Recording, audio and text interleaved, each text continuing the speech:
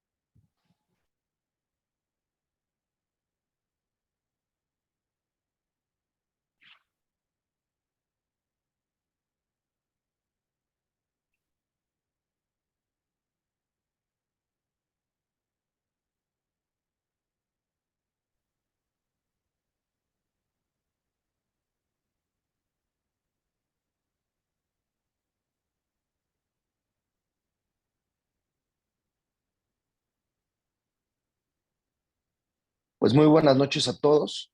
Nuevamente es para la Sociedad Mexicana de Cirujanos de Recto Coloniano un honor tener presente aquí a la Asociación Salvadoreña de Cirugía Colorectal y como invitado de honor también al doctor Rómulo Calvo, que es el presidente de la Asociación Bolivariana de Cirugía de Colorectal. Y das la bienvenida a todos nuestros asistentes. Nuevamente, gracias por la oportunidad de eh, presentar un nuevo tema que, que puede ser controversial y pues esperemos que aprovechemos mucho de esta plática y de estos panelistas de orden internacional y de excelencia. Los dejo con el doctor Hugo Cuellar, encargado de todas las actividades académicas de la sociedad y muy buenas noches. Gracias, Hugo. Gracias a todos los invitados. Gracias, doctor. Buenas noches. Para mí es un enorme placer tener este panel. Contamos con la presencia de dos presidentes de diferentes sociedades latinoamericanas, el doctor Rómulo Calvo, la doctora Yolanda, y como ponente tenemos al doctor Mauricio Santamaría. Él es em, adscrito al Hospital de Sacamil de El Salvador, es docente de coloproctología de la Universidad José Matías Delgado, expresidente de la Asociación Salvadoreña de Coloproctología. Tiene dos fellows, un fellow en Corea del Sur, en el Hospital de Severance, y otro en la Clínica de la Luz en Argentina. Él nos va a hablar sobre la revisión sistematizada a través de colonoscopía para asegurar la efectividad de la anastomosis colorectal. Adelante, doctor Mauricio, por favor. Ok. ¿Me confirman si se ve adecuadamente? Sí, adelante. Gracias. Ok. Vamos a hablar esta noche. Bueno, gracias primero a la asociación por la invitación y a todos los colegas que comparten este momento con todos nosotros. Vamos a hablar de la experiencia que estamos teniendo nosotros como grupo de cirujanos de colon y recto en el Hospital Nacional Sacamil de El Salvador en cuanto a la evaluación sistemática por colonoscopia transoperatoria en las revisiones de anastomosis colorectales. Cuando nos remitimos nosotros y empezamos a investigar, a indagar acerca de esto, si es una corriente nueva, si es una corriente activa, pues podemos comenzar a ver de que hasta ahí documentación de que en el 73 se comenzaban a hacer, obviamente en ese momento, fibrocolonoscopías o algún otro tipo de método endoscópico, no tan de alta tecnología como actualmente, para ver algunos casos pólipos, se ven en esta ítem que les he colocado, para hacer colotomías y hacer extracción de pólipos en el colon. O sea que esto no es tan novedoso como nosotros lo podemos pensar. Y no fue hasta en el 94 en el cual, con un grupo de cirujanos, bariatras, que estaban haciendo cirugías de este tipo, fue que comenzaron a tener la inquietud de comenzar a hacer revisión sistemática de sus anastomosis, pero con un poco de temor en cuadros de bypass gástrico y anastomosis de Yede-Rux. Y comenzábamos a ver de que en un principio los cirujanos, como todos nosotros, teníamos ese temor de ir a dañar o de estresar un poco la integridad del grapeo de esto. Entonces tenemos data del 73 en el 94, cosa que me resultó bastante interesante, que no es una corriente sumamente novedosa. Cuando nosotros vemos como cirujanos de colon y recto la fuga anastomótica como algo sumamente importante y que nos lleva a estresarnos pues, de sobremanera por sobre nuestros pacientes, vamos a ver que tiene una incidencia bastante grande en la morbimortalidad de ellos. Por lo tanto, nosotros comenzamos a ver que la visualización de la misma anastomosis, llevándolo a cabo de una forma sistemática y minuciosa, puede ayudarnos en hacer y disminuir el riesgo de la cirugía que per se el paciente ya tiene. ¿Cuál es nuestro objetivo como grupo? Valorar el impacto de la colonoscopia transoperatoria como prueba de fuga, hemorragia, isquemia de estas mismas en pacientes que son sometidos a anastomosis del colon recto y ano de forma primaria. En nuestro hospital estamos caminando y dando los primeros pasos en recabar todo lo que es la data de una forma retrospectiva, unicéntrica. Hemos hecho el levantamiento de datos desde enero del 2022 hasta marzo del 2024, teniendo rangos de edades, porque tenemos poca data en este momento, un grupo bastante limitado, pero que va desde los 14 años, porque nos toca operar muchas veces pacientes menores de edad, hasta 75 años. Vemos de que en esta media estamos manejando más sexo femenino que masculino dentro de los datos y dentro de la cirugía que nosotros estamos realizando son generalmente cirugías selectivas, no en pacientes que han sido llevados a sala de urgencia por un cuadro obstructivo por cáncer o algo, sino que nos hemos dedicado a tirar las primeras líneas y recabando datos en pacientes de cirugías netamente electivas sin mayor comórbido, como pueden ser los procedimientos de Dixon, reversión de procedimientos de Hartmann, y procedimientos de Friedman-Goldberg para prolapsos rectales. ¿Cómo lo estamos contrastando nosotros actualmente? Pues obviamente entre cuadros o por lo menos cirugías videoasistidas y cirugías abiertas convencionales. En este vamos a ver que pues hemos recabado aproximadamente 14 pacientes en los cuales realizamos sistemáticamente en ellos la revisión de la anastomosis y en toda la data que nosotros estamos comenzando a recabar de los cuadros que hemos sido operados, solamente un paciente de una reversión de procedimiento de Hartmann fue la que presentó fuga, aún así habiéndola revisado por vía endoscópica. Entonces eso nos llamó la atención porque comenzamos a ver que en algunos, como vamos a mencionar más adelante, hay factores técnicos que pueden definir el hecho del fallo de la anastomosis, aún revisándola por vía endoscópica. La técnica que nosotros pues, actualmente estamos utilizando ya está estandarizada en el grupo. Cuando una vez hemos realizado el descenso, movilización y emplazamiento de la anastomosis por vía laparoscópica, vía abierta, vamos a instilar lo que es la solución salina a nivel de la pelvis hasta inundarla por completo.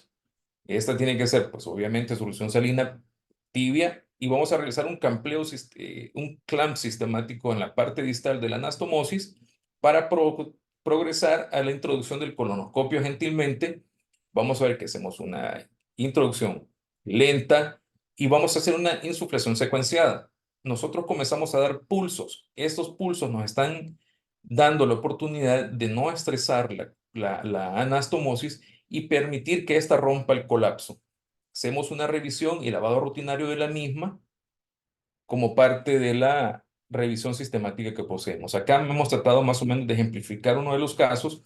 Nosotros lo que tratamos de hacer es no pasar más allá de la anastomosis, sino que llegar a la vertiente de ella, romper el colapso, observar circunferencialmente, ver si la prueba neumática está negativa, pero no sometemos a estrés la anastomosis. No la pasamos, solo la observamos, la lavamos, como en este caso que podemos ver que en el cuadrante superior izquierdo presentó un cuadro de sangrado posterior a la implantación de los agrafes, pero que son autolimitados.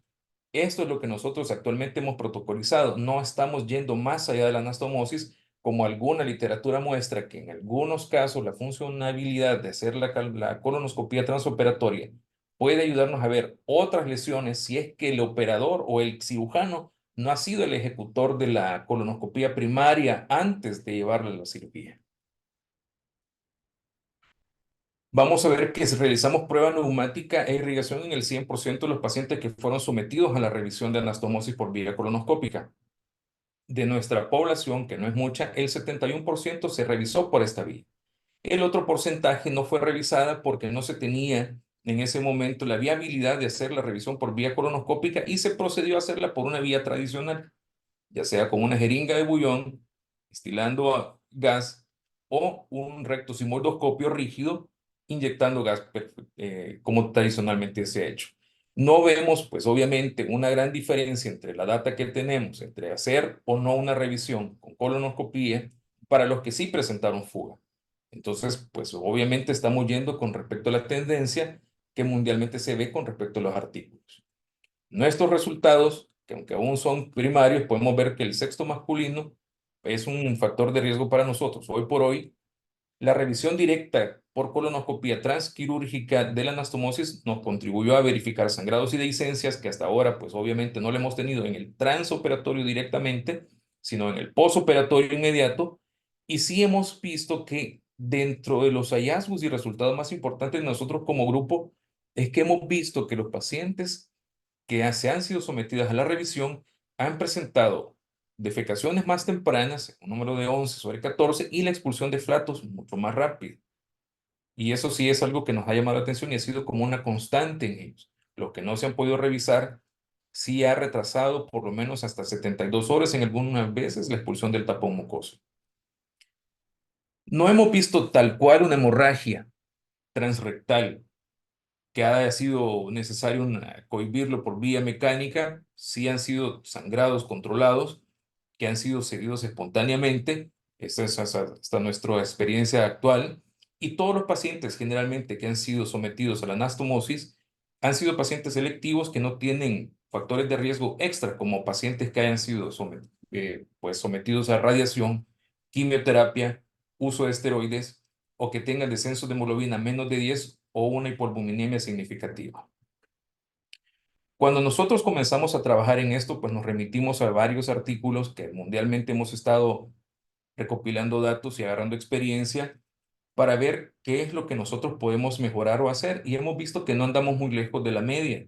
Cuando vemos los artículos como este del profesor Kim, del Severance, vamos viendo de que sí, en realidad se están haciendo y tienen una data de aproximadamente 1,266 pacientes, en los cuales, si bien hacen el comparativo entre una colonoscopía transoperatoria versus métodos tradicionales, sí no tienen diferencia sistemática o importante, relevante, en cuanto a sí o no va a presentar fuga, pero sí en el hecho de emplazamiento de ileostomías de protección o algún otro tipo de gesto que pueda hacer que pueda haber una desviación de una red laparotomía o corrección de la misma. Cuando han visto la fuga, la han corregido. Implantan una ileostomía de protección y los pacientes evitan complicaciones más a futuro, si bien no se ve una diferencia significativa entre hacerla o no hacerla en el hecho que vaya a filtrar, pero sí en las complicaciones que puede tener a futuro.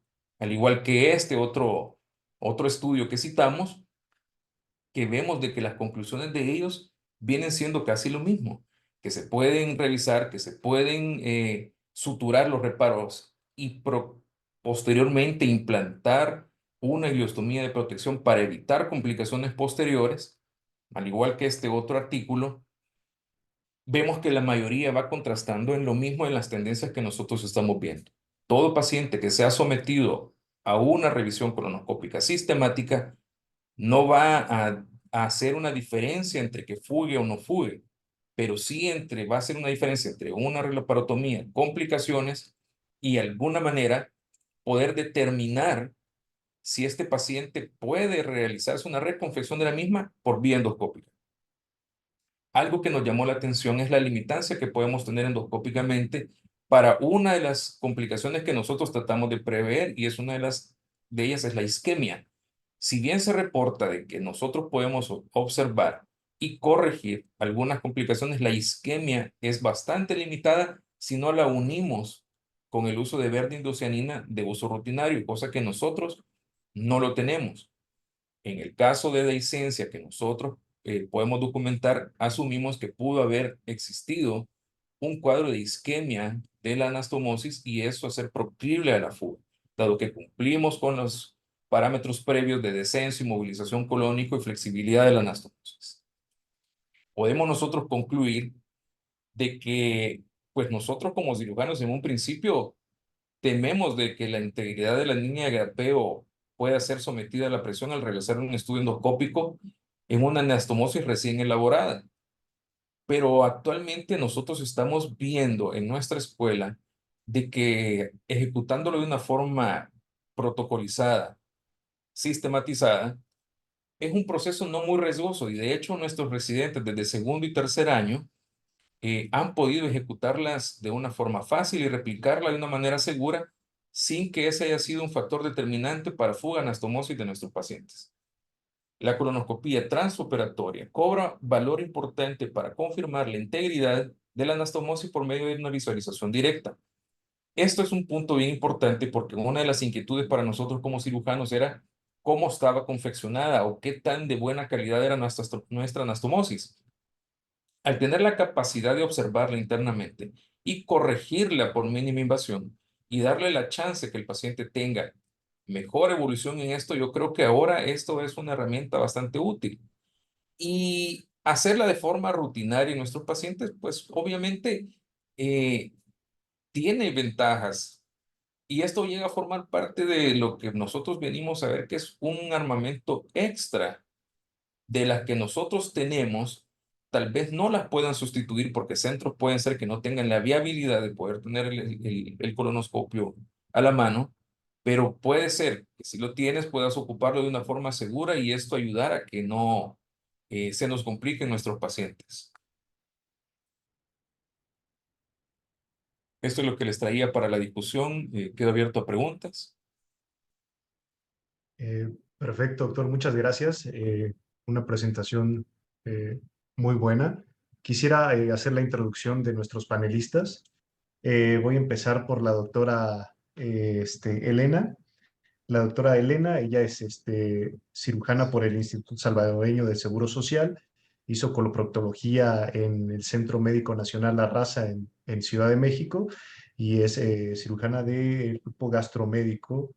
También tenemos al doctor Portilla, él es cirujano general egresado por la Universidad Evangelina del Salvador, coloproctólogo por el Hospital Sacamil y el doctor Quintanilla. Él es también cirujano egresado de la Universidad Evangelina del Salvador.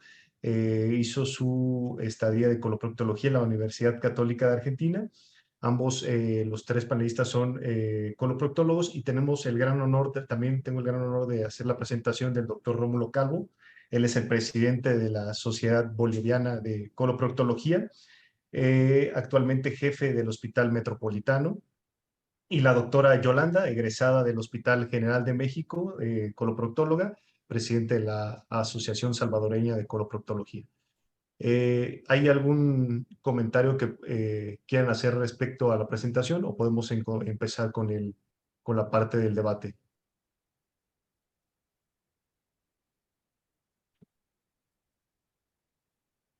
Sí, bueno, yo quisiera empezar con la doctora Villanueva. Doctora, sí, doctor. Bueno, doctora, usted en el caso de la anastomosis colorectal, ¿hace o no hace movilización del ángulo esplénico? Sí, siempre en la anastomosis tenemos que tratar de liberar para tener una unión más efectiva, mayor efectividad en la circulación para evitar otros factores de riesgo agregado a a la dehiscencia de la anastomosis. Siempre procuramos hacerlo en todo procedimiento. Ok. Incluso aún cuando no hacemos anastomosis, procedemos a hacerlo durante el procedimiento inicial, pensando en lo que vamos a tener en un cierre definitivo de una colostomía. Ok, siempre hay movilización del ángulo esplénico, no importa el nivel de la resección o de la anastomosis, siempre hay movilización de ángulo esplénico, ¿correcto? Doctor Quintanilla, Sí. doctor Quintanilla, ¿movilización o no movilización del ángulo esplénico para anastomosis colorectal? Va a depender de la longitud del símbolo, es decir, un símbolo que es muy redundante y nos permite llegar cómodamente a la anastomosis y vemos que no tiene presión, no lo hagamos siempre, pero si es un paciente, nuestros pacientes usualmente tienen índice de masa corporal que aumentado, entonces son mesos bastante engrosados. Perdón, doctor, no lo escuchamos bien, se oye entrecortado, no sé si pueda revisar su conexión. Pasamos con el doctor Portilla. Doctor Portilla, ¿movilización o no movilización del ángulo esplénico en anastomosis colorectal? Siempre para cumplir dentro de los preceptos de la cirugía colorectal, más que todo, más cuando hacemos anastomosis eh, eh, bastante, o sea, distales o bastante bajas, es importante la movilización del ángulo esplénico para disminuir la tensión de este y generar un factor que nos provoque fuga anastomótica. Entonces, usualmente sí movilizamos siempre el ángulo esplénico, doctor. Gracias. Doctor Rómulo, ¿movilización o no movilización? Bueno, nosotros creemos que todo va a depender de la elongación, justamente. Tenemos un transverso que de verdad necesita, sí, pero si no es necesario, no bajamos ángulo esplénico, pero cuando es necesario, sí lo hacemos. Ok. Bueno, uno de los principios es... ¿Sí? Doctor Quintanilla. Bueno, uno de los... se escucha un poco cortado. Bueno, uno de los principios para evitar la fuga anastomosis es la tensión libre y la buena vasculatura. Y respecto a la buena vasculatura, yo le quisiera preguntar, doctor Mauricio, usted que estuvo en un hospital de alto volumen en Asia, en donde la D3 hacen preservación de la cólica derecha, ¿preservación o no preservación de la rectal superior en anastomosis? Para En mí sí creo anastomosis. que es de vital importancia la preservación, movilización sistematizada, ligadura de la vena mesentérica inferior para que eso nos permita una elongación y llegar a una anastomosis sin tensión. Sí, te lo puedo decir que sí. Lo hacemos nosotros de esa manera. Tratamos de hacerlo hasta donde es posible, eh, tratando de hacer una resección por lo más prolija que se pueda, llegando a hacer un D2, por lo menos un D2 puro, ¿verdad? Donde hemos llegado y un D3 en algunos casos, pero sí, la verdad que sí, Hugo, lo podemos, y de hecho lo hacemos. Inclusive inclusive para cáncer hacen preservación de la No, rectal superior. no, en cáncer, no, definitivamente que no. Sí, porque, bueno, por definición, en la preservación de la cólica izquierda, podríamos decir que es un D2. Sin embargo, hay ya estudios recientes que una cosecha a nivel de la raíz de la mesentérica inferior, sin necesidad de la ligadura de la cólica izquierda, se considera D3, pero sí, bueno, en nuestros países sí procedemos a realizar una ligadura de la cólica izquierda y de la rectal superior. Doctora Yolanda, yo le quisiera preguntar para evitar fuga anastomética, el uso de puntos de refuerzo, sí o no para anastomosis colorectal. ¿Cuál es su experiencia? Controvertido, definitivamente. Yo creo que depende de cada quien y la técnica que esté acostumbrado a hacer, porque a veces cuando se dan esos puntos de refuerzo, allí es donde podemos tener las fugas. Para mí lo principal es hacer una prueba neumática y si está bien, ahí dejarlo, sin puntos de refuerzo. Ok, usted dice que puntos de refuerzo no. Probablemente más isquemia que lleven a una dehiscencia de la anastomosis. Prueba neumática. Doctor Rómulo, ¿usted qué opina de puntos de refuerzo para la anastomosis colorectal? Nosotros generalmente siempre que operamos hacemos puntos de refuerzo. No nos olvidemos también, mucho depende de la condición hemodinámica del paciente. Tenemos pacientes, generalmente nosotros tenemos patologías acá como es la enfermedad de Chagas, que son unos colon bastante gruesos, bastante dilatados y bueno, pues agarran una cantidad impresionante de aire muchas veces en el postquirúrgico.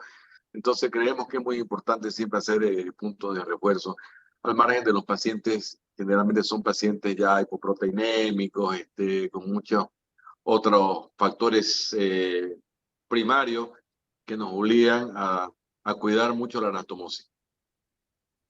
Entonces va por puntos de refuerzo. Doctora Villanueva, Hugo, ¿puntos o no? ¿puedo hacer una pregunta, Hugo? Claro, adelante. ¿Te refieres a una anastomosis colorecto Sí. por cáncer? Sí, Colorectal. colorectales. Ok. El hecho de volver a la misma, si es un paciente con factor o sin factor abajo de la plica, podemos proteger. Y eso sería una determinante como para no fatigar con puntos extra, sería un punto a debatir por sobre los agrafes o sobre el stapler. Habiendo hecho una revisión sistemática por colonoscopía, yo creo que nosotros, por lo menos en lo personal, sí quisiera dejar claro que no damos puntos, pero me llama mucho la atención el refuerzo de ella sí puede ser una determinante en algún caso de isquemia. No sé qué opina usted, doctor Calvo, que lo hace Sí, así sistemáticamente. es. La verdad es que no estábamos, cuando no entendí, digamos que era una colorectal, por la dificultad es mucho más complicado hacer un punto de refuerzo, pero una anastomosis de sigmoides sí, digamos, ¿no? Eso sí lo hacemos como ya expliqué, por la condición del paciente muchas veces nos obliga a tener que darle unos puntos de refuerzo para evitar justamente la dehiscencia y la sutura. Pero ya cuando estamos hablando de una anastomosis colorectal ya se nos dificulta bastante en poder hacer, y estoy de acuerdo con lo que podríamos hacer una revisión endoscópica en algunos casos, no siempre. Excelente. Doctora Villanueva, ¿qué opina usted? ¿Puntos o no puntos de refuerzo para anastomosis colorectal?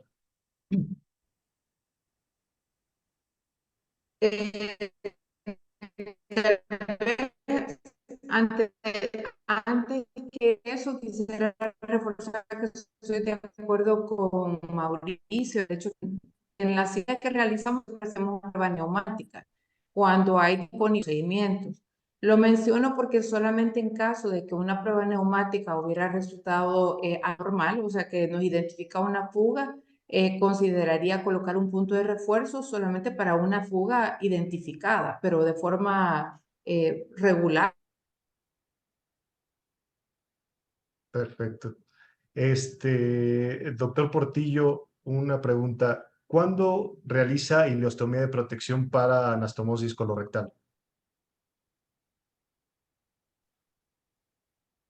Bueno, ahí sí tendríamos que ver el panorama del paciente y revisar bien todos aquellos factores de riesgo que pudieran aumentar en sí la fuga. Hay factores que están bien establecidos que nos pueden llegar a provocar una fuga anastomótica, pacientes con neoadyuvancia, anastomosis que sean abajo o distales, abajo de 5 centímetros, ¿verdad?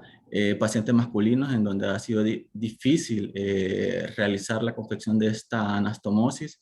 Ahí pudiéramos considerar el uso de una ileostomía de protección, ¿verdad? Okay. Doctor Rómulo, ¿cuándo utiliza una ileostomía de protección en una anastomosis colorectal?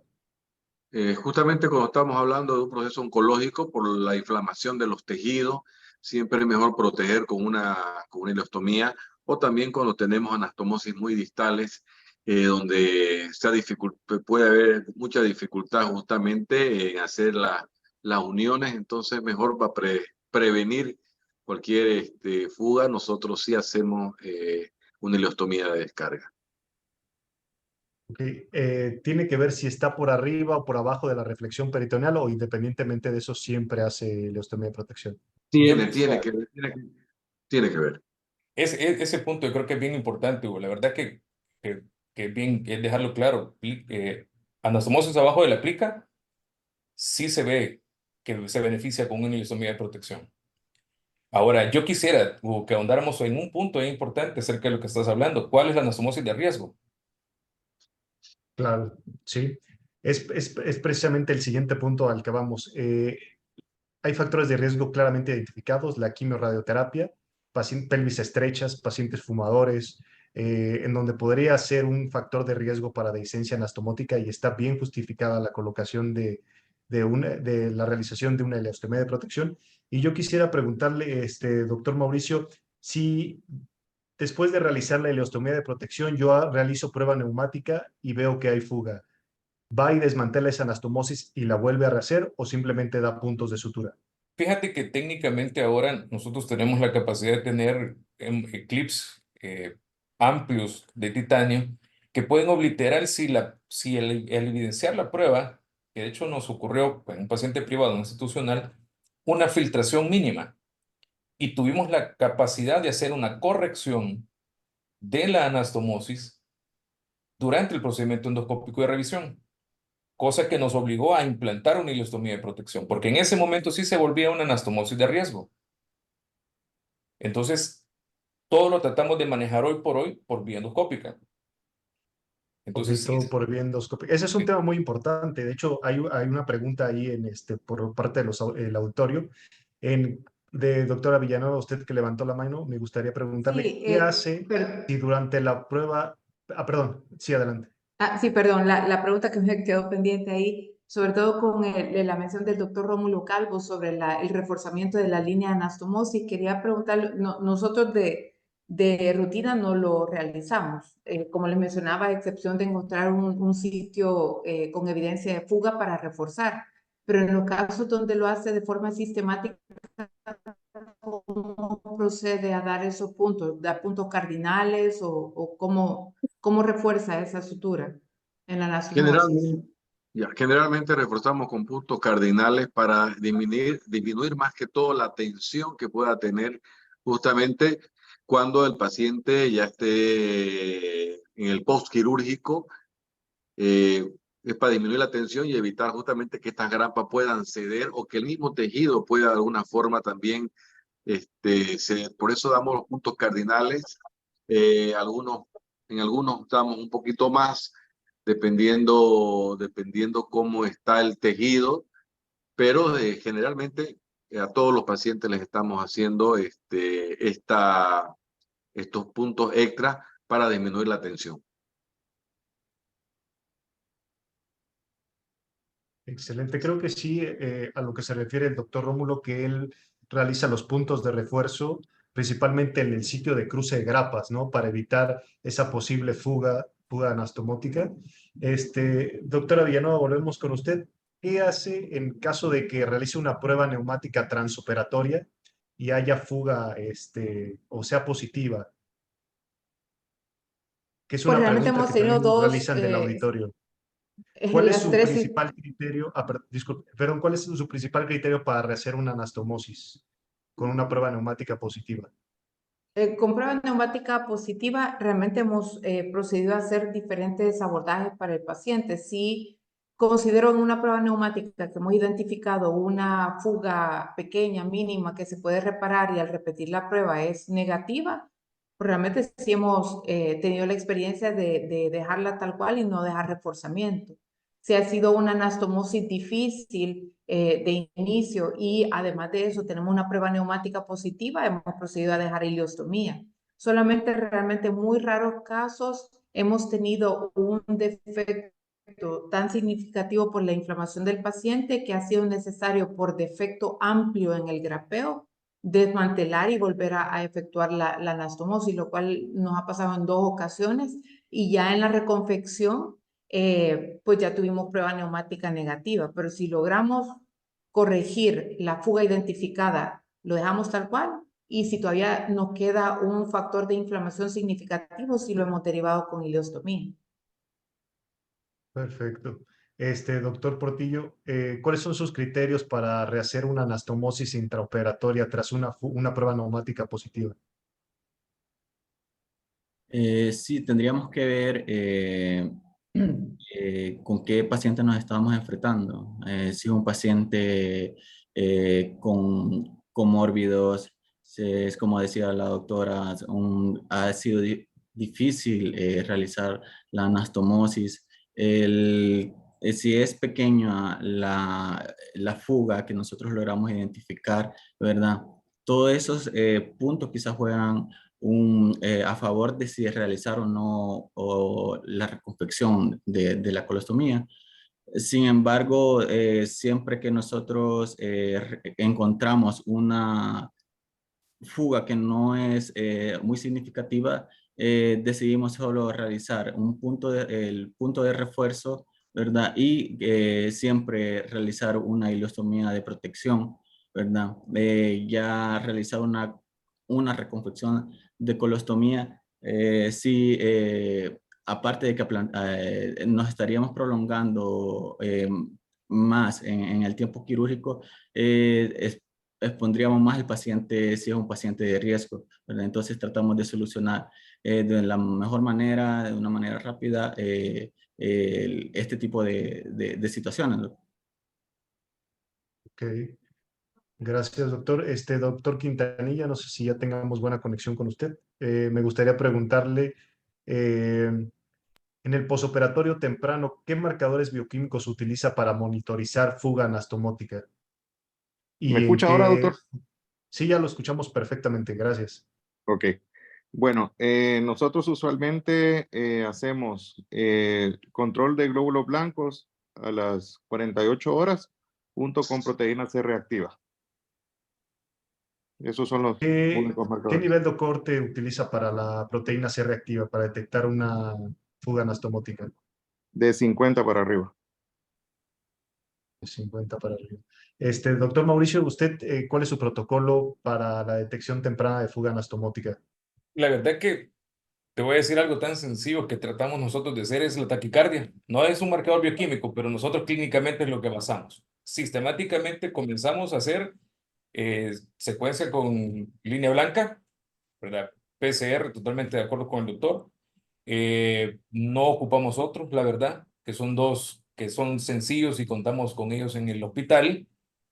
Con solo que veamos variables de entre 50 a 100 como un valor bruto de la PCR, podemos comenzar a pensar de que hubiese algo abdominalmente hablando en una anastomosis que esté implantada, obviamente, tanto arriba de la plica como abajo de la plica. Doctora Villanueva. Perdón, no escuché bien la pregunta. El marcador de Sí, PCR ¿cuál es su protocolo para la identificador detección de temprana fuga. de fuga anastomótica?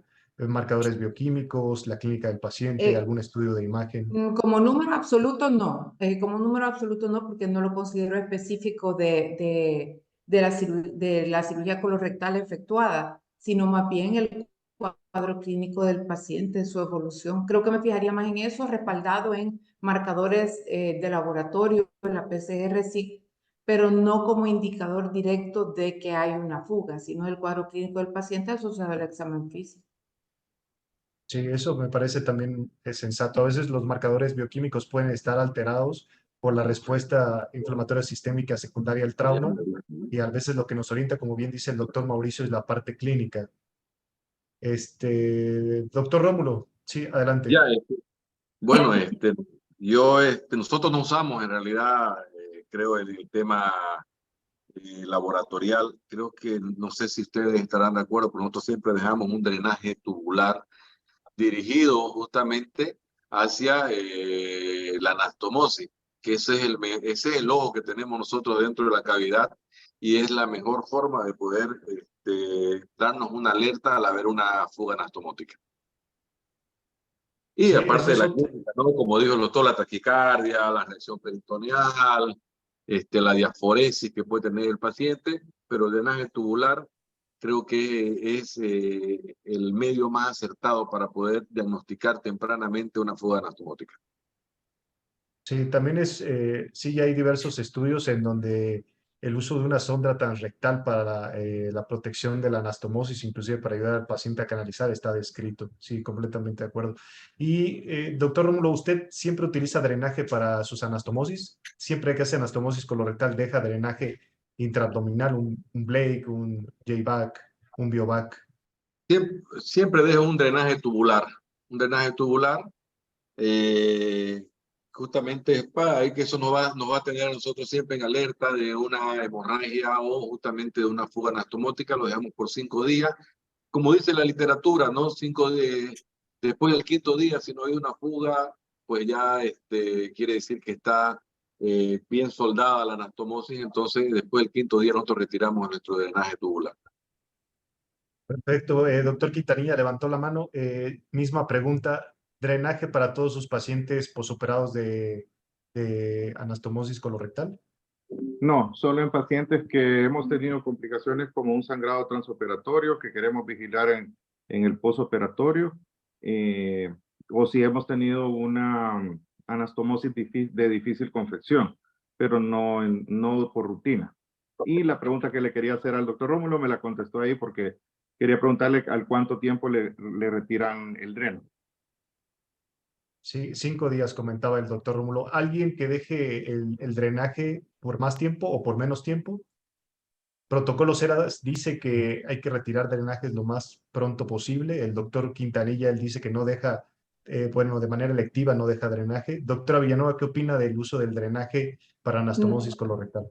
Nosotros de forma sistemática no lo usamos, no lo usamos. De hecho, no consideramos que el dreno realmente sea la forma más efectiva de detectar la presencia de materia fecal o fuga a nivel abdominal, pero sí lo hemos ocupado cuando ha habido una intervención con hemorragia significativa que se ha tratado durante la cirugía o un proceso con sepsis asociada, como una enfermedad diverticular complicada, pero no como vigilancia de la integridad de anastomosis. Perfecto, excelente. Doctora Yolanda, ¿usted qué opina del uso del drenaje? ¿Por cuántos días lo deja o también es de manera electiva? Yo rutinariamente no estoy acostumbrada a que lo dejemos. Definitivamente nos lo usamos, así que no pudiéramos opinar, a menos exacto como que tuviéramos una cavidad muy contaminada o mucho sangrado transoperatorio, y en ese caso sería controversial también dejar un dreno blando o un drenaje de succión, cuál usar. Entonces, normalmente no dejamos. Ok, doctora. Y Algo bueno, que quiero acotar, sí, sí, doctor. el Sí. drenaje, el tubular que dejamos es un drenaje blando que se moviliza diariamente justamente para que no pueda hacer una úlcera de cúbito justamente en el intestino. Pero sí, por seguridad generalmente podemos dejar. Excelente, gracias, doctor. Y bueno, también, doctor Mauricio, detectamos ya una fuga, el paciente empieza con datos de sepsis. ¿Cómo procede con estos pacientes que sospecha fuga anastomótica? Una vez Inicialmente determinada, laparoscopia.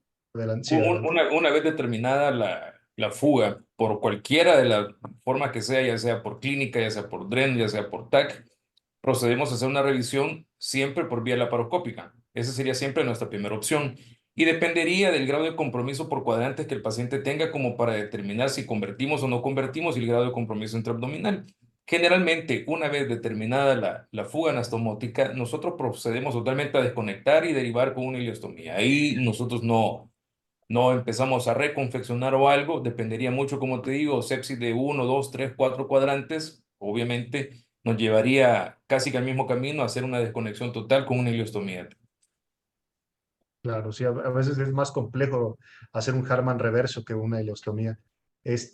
Doctor Portilla, ¿usted qué opina de este tema? Tenemos ya detectada la fuga anastomótica. ¿Cómo procede el abordaje de estos pacientes?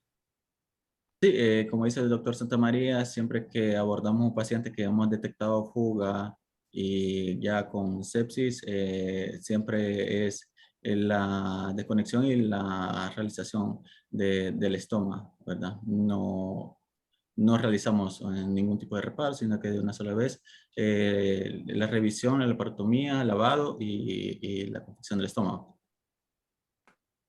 ¿Usted qué opina, doctor Rómulo? ¿Colostomía o hilostomía para esos pacientes con fuga anastomótica? ¿Asegurar o no asegurar la cavidad sin sepsis? Bueno, nosotros la verdad que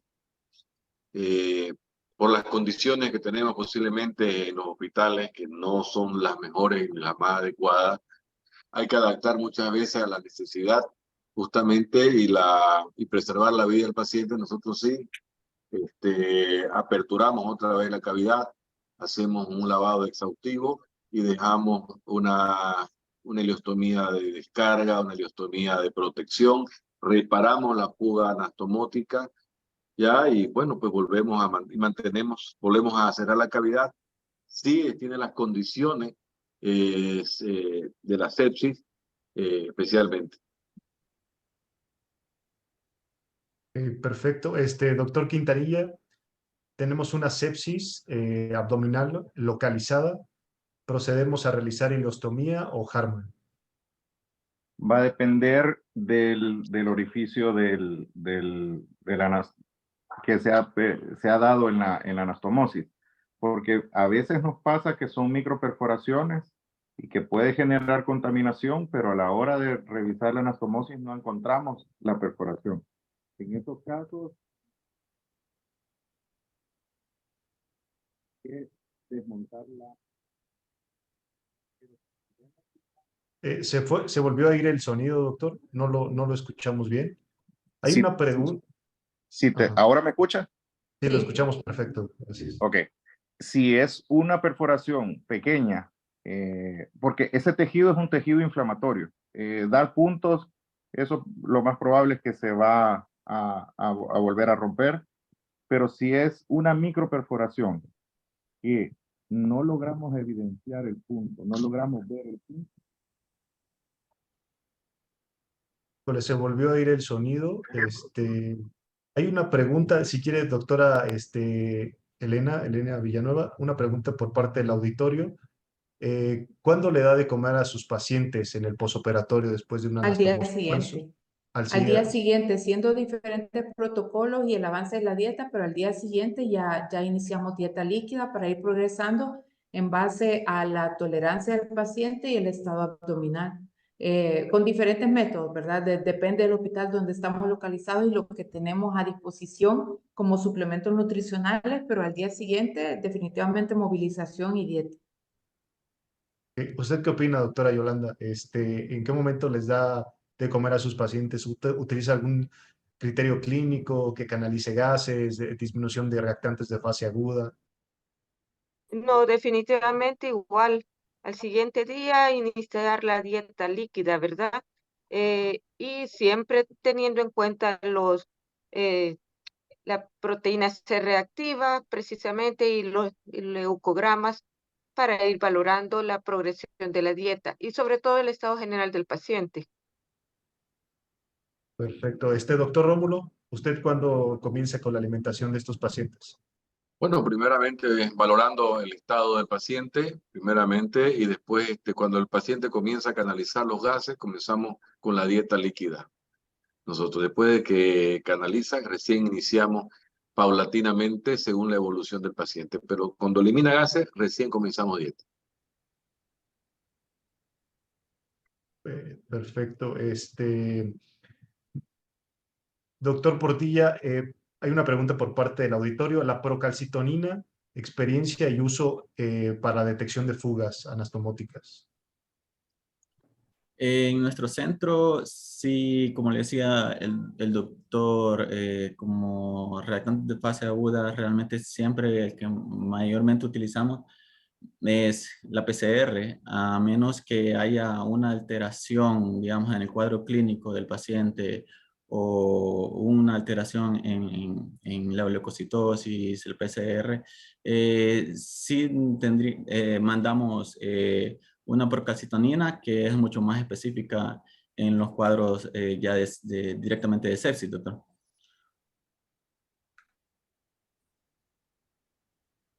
Perfecto.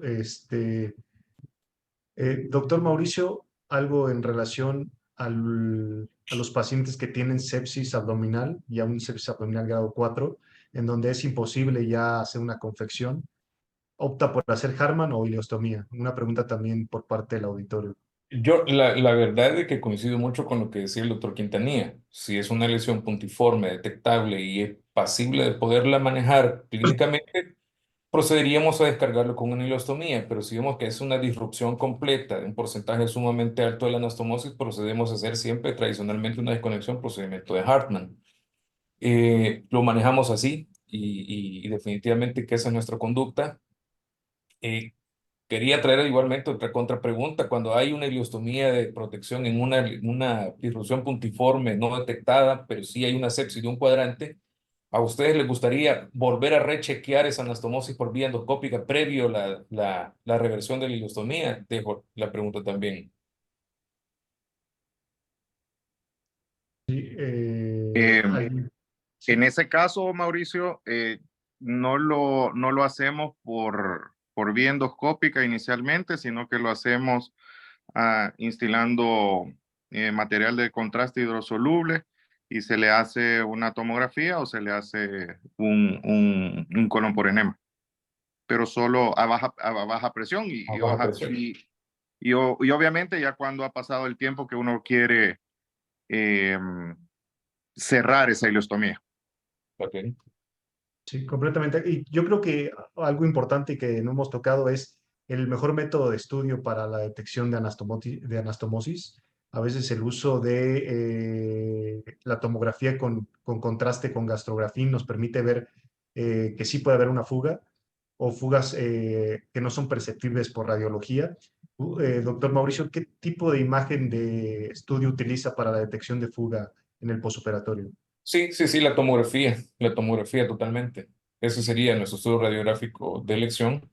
En paciente que tenemos sospecha subclínica, o una sospecha de una anastomosis baja que no tenga adrenalina y otra cosa, pues dejaríamos una tomografía con material para detectarlo.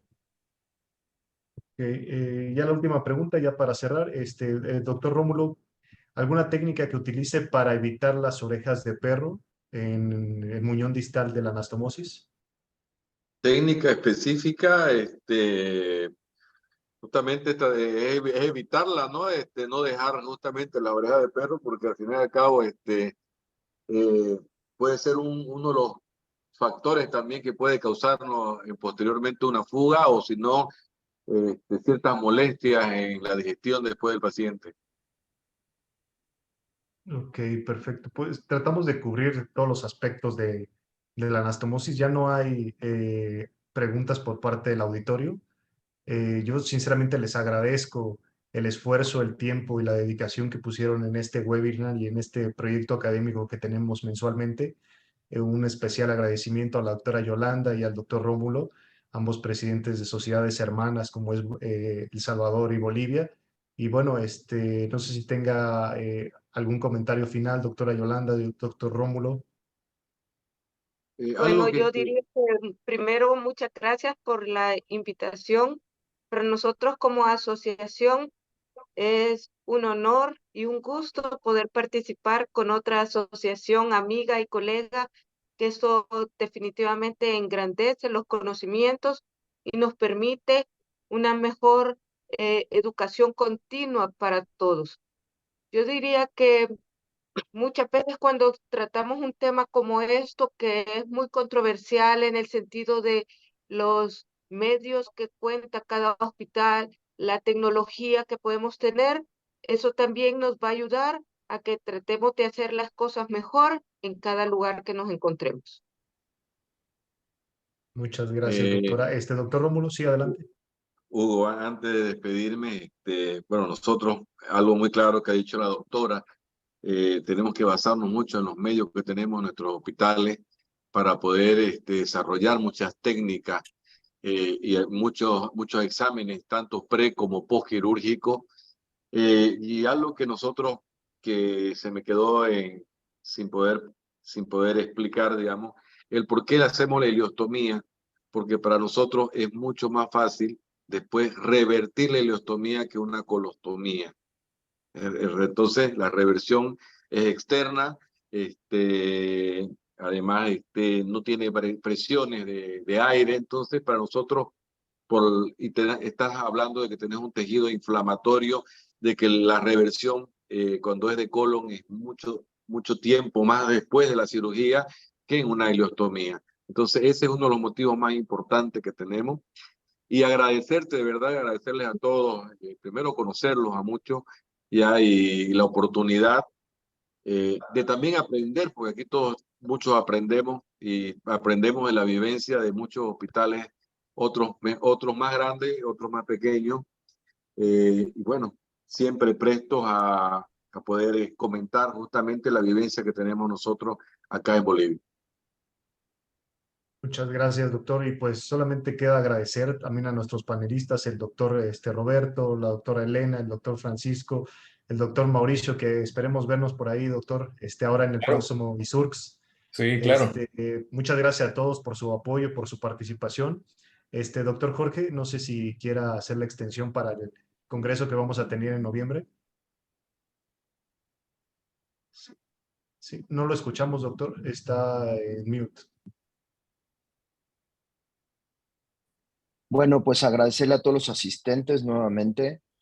Creo que este tipo de reuniones que tenemos con sociedades hermanas, con países hermanos, deja muy claro lo que comentó la doctora Yolanda y el doctor Rómulo, de que es muy importante conocer lo que hacen nuestros países hermanos, que viven la misma situación económica a veces que nosotros. Creo que todos los asistentes que estamos aquí, que escuchamos las técnicas, las ideas, las herramientas que utiliza cada uno en su país, nos pueden servir mucho porque, bueno, tenemos las mismas condiciones a veces.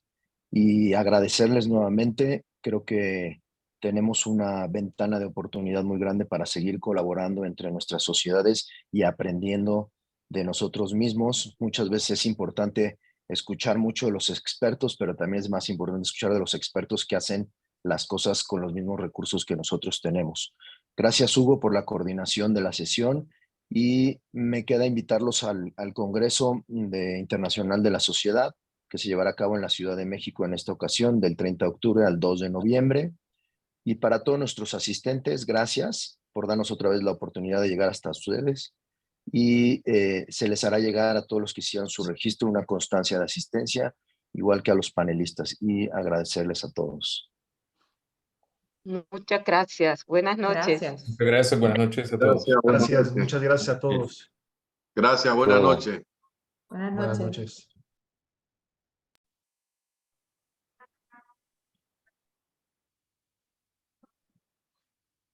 Gracias, Hugo. Gracias, doctor. Ya nos envió la encuesta, ¿verdad? Sí, se envió. No la envié, se me olvidó. Estoy ok. aquí. No hay problema. Perfecto. Pues excelente, Bueno, ¿no, amigo? Sí, pues muchas gracias y seguimos ahí en Tuvimos más o comunicación. menos 100 asistentes en promedio. Pero bien. Sí, no, estuvo bastante bien. Gracias, doctor. Seguimos en contacto. Saludos, Hugo. Gracias a todos los Gracias. congresistas que estuvieron. Hasta luego. Buenas noches a Bye. todos.